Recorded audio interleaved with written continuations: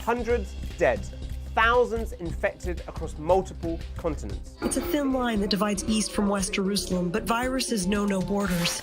We have therefore made the assessment that COVID-19 can be characterized as a pandemic. The year 2020 has indeed been one of the most challenging years around the world. While the year started well with Israel leading the way in the battle against the coronavirus, the second half of the year Israel was challenged with one of the highest infection rates around the world. Nevertheless, in this year of crisis, the Lord opened amazing opportunities to bless the Jewish people like never before.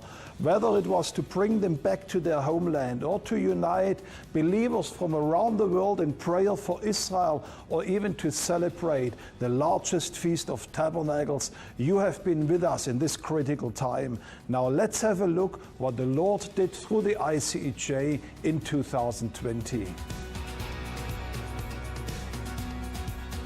When travel became far more challenging or was halted completely, the ICEJ was still able to help fulfill biblical prophecy through Aliyah. In fact, Aliyah did not decrease, but only increased as we welcomed 1,475 new Jewish immigrants home to Israel from across the globe. While so many were isolated in their homes during seasons of lockdown, the ICEJ was still able to meet critical needs. This year, as we partnered with you, we helped provide 55,000 meals, 2,500 essential packages and items, and more than 100 computers for distance education.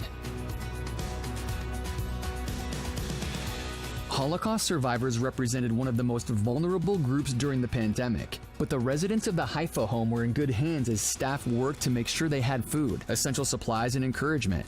For these residents, the encouragement from volunteers became very important, as it was the only personal contact they had while staying safe at home. As each of you personally faced the global pandemic, the ICEJ was able to host regular online prayer gatherings that blessed and connected many people around the world.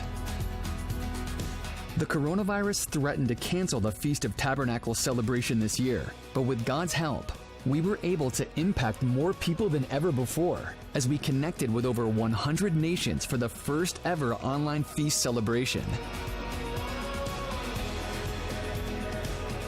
This year we have seen that God's word never fails. Even in the midst of this crisis year, God continued to bring His people back to their homeland. And He will continue to protect and to provide for them.